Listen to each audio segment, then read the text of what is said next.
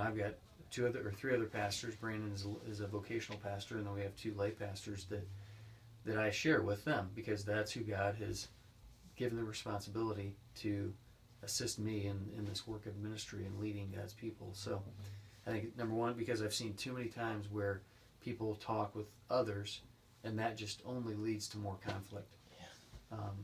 And you think it's a good thing, but actually it's the worst thing you can do. So number one, make sure you, either if you're going to speak to the right people. Number two, I think just the idea of not being led by emotion or taking things, personally as this personal attack on you. It's hard to do, but just I think reminding yourself that I say a lot of things too, and sometimes, or I'm tempted to say things that in the heat of the moment I don't mean, and so I think being mindful that I'm led by God's word, not my emotion. And I think the final thing would be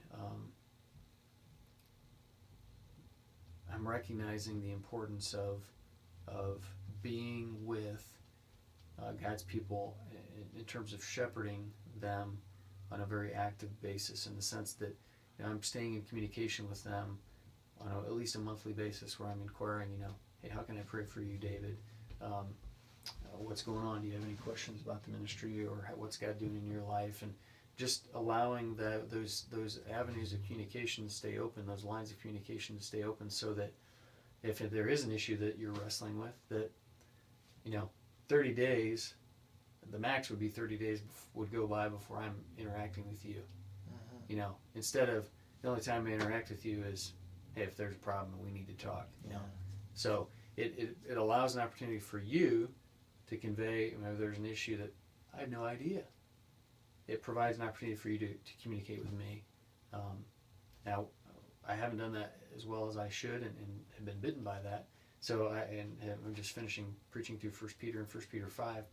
Peter is saying, shepherd the flock of God that God has entrusted to you as an under shepherd. And so part of that, I think, is just it's actively shepherding, and that, I think, leads to the importance of having not just the pastor, but having a multitude of leaders who are able to lead God's people.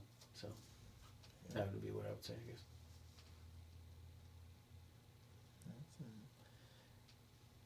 Have you ever been trained in, this goes along with church conflict, and if so, where?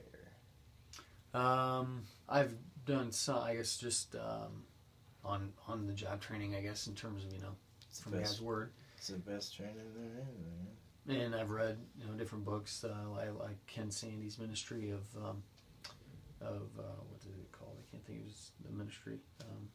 Anyway, he has a conflict resolution ministry. I should know what it's called. I apologize. I can't think of the name of it. Anyway, Ken Sande. I've gone to some counseling related training down in Lafayette. There's a place down there called Faith Baptist Church that they have a counseling ministry. So I've been through some of their training. So that'd be probably the main things that I've done. Mm-hmm. Yeah. Do you think forced termination of pastors is a problem in the churches today? Why or why not? Forced termination? Mm-hmm. I guess I've not, at least in the circles I've heard of a lot of that taking place. So I guess do I see it as being a problem? Probably not, since I've not really heard of it happening. I know some churches in their constitution, which I don't know too many have this anymore, but they used to have what they call a vote of confidence. That I don't think is biblical. I think if you, in your constitution, it should be, you call the pastor to lead, and if there's an issue of sin, then obviously you need two people to come and bring accusation if that's an issue. So, but the problem, I think, comes where oftentimes pastors, in terms of in wanting to lead, they can sometimes lead with a heavy hand, and so that can come across the wrong way. the other side would be sometimes churches don't want to change. They don't want to be led. And so that can be a problem as well. And that's equally sinful. And I think it's simply saying, you know, as the pastor, you have to come to the point to say, has my ministry ended in this place? Because, you know, you don't want to rip apart a church if they're not wanting to be led. So, you know, I think it would behoove that pastor to go and be used somewhere else. So, what advice would you give someone on how to avoid forced termination? well, I'd probably say that. You know, I think you have to see. Just Yeah. what you just said. Mm-hmm. When Yeah. it's time to move on. It's time to move on. Yeah. Because unfortunately, I think a lot of times where you have a forced termination is where that pastor is in pride, unwilling to move on, and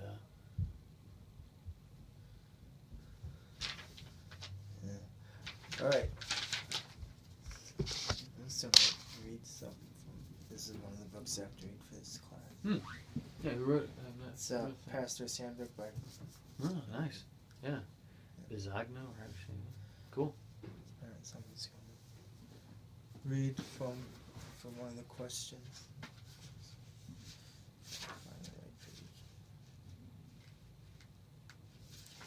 All right.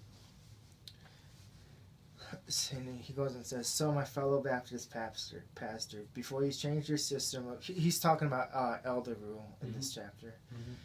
So it says, "So, my fellow Baptist pastor, before you change your system of church government, throw out the deacons, dismiss congregational government, and move to a system you call elder rule, and probably split your church in process. I encourage you to think a long time. It's far better to make the system work you already have, and you can." He's basically calling for deacon rule instead of elder rule, pretty much. So what are your thoughts on churches that are run by elder boards versus churches that are run by pastors and deacons? Well, I would just kind of nuance the terminology here. I would see pastor, elder, shepherd, or pastor, elder, bishop is really defining the same office. Yeah, because he talks about that. Okay. Yeah. So he says too. yeah, and in my mind, the elders, pastors, bishops, they're the ones who are charged with leading the church spiritually. And as I read the New Testament, I see the deacons as simply servants of the body. They're not those in charge with authority in terms of leading the flock. Now, certainly there to be men who are of integrity, and you know, kind of the list there in First Timothy 3. But I don't see deacons as being those who are charged to lead the people. They're to serve the people. I mean, by the very name, by what their name is. So I would say, you know, the elders, pastors are the ones who are charged to lead the church. Yeah. He says the pastor is the pastor. Yeah. But what he's basically saying is, like, you're not supposed to have elder boards, I guess. Like, some churches specifically have elder boards who make all the decisions. I don't know if you know any.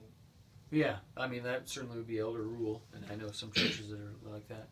What we have here is we have elders who are charged to lead, and so we make decisions and that would affect the whole church. But there are probably 5 things that the church votes on. So we would kind of say this is the direction we would say. Like an example would be the budget. So the budget's prepared, and in an elder rule church, the church wouldn't vote on that; they would just implement it. Yeah. What we do is we create the budget, and then the church would vote. They vote on that and affirm what we've done. So there's about 5 things that the church does. Now, they don't vote on, you know, color of the carpet or, you know, things like that. That's not what they vote on. Yeah, well, minor things. Yeah. So we call it elder led, but the congregation is still involved in some aspects of making decisions. Right. 2. When looking back on your earlier years in ministry, what's one thing you would do differently and why? I think probably the main thing would be just as it relates to decisions that I've made in terms of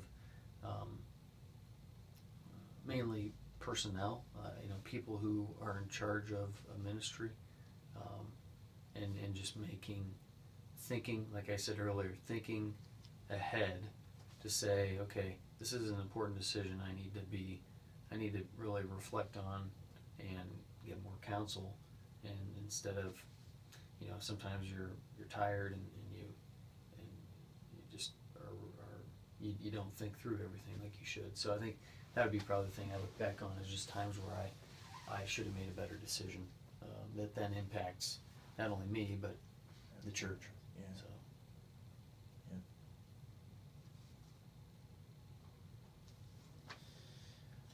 How do you prefer to preach? Expositionally, topically, doctrinally, and why?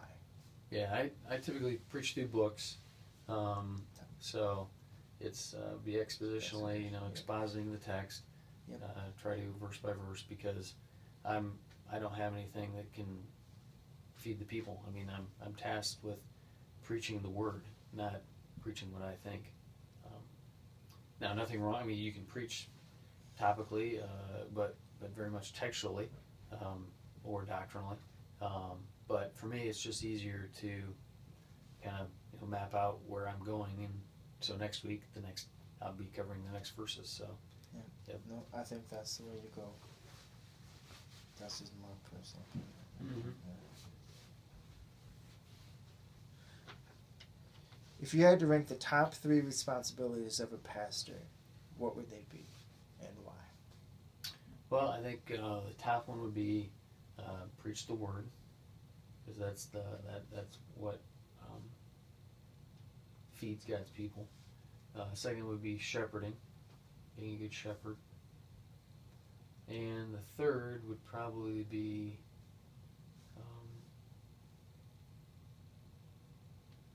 preaching the gospel to myself. What do you mean by that? Just in the sense that, unfortunately,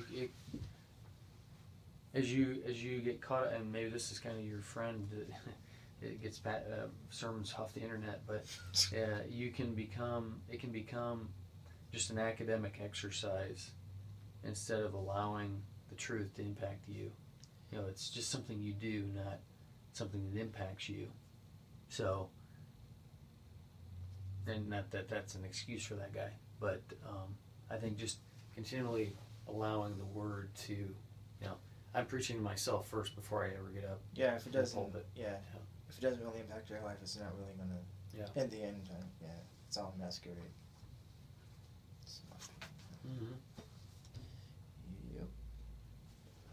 Well, is the Great Commission an emphasis for this church? And if so, how? Definitely, yeah. We our mission statement is we are desiring to make disciples of Jesus Christ for God's glory. So, the very reason why we exist is to see sinners transformed by God's grace into followers of Jesus Christ.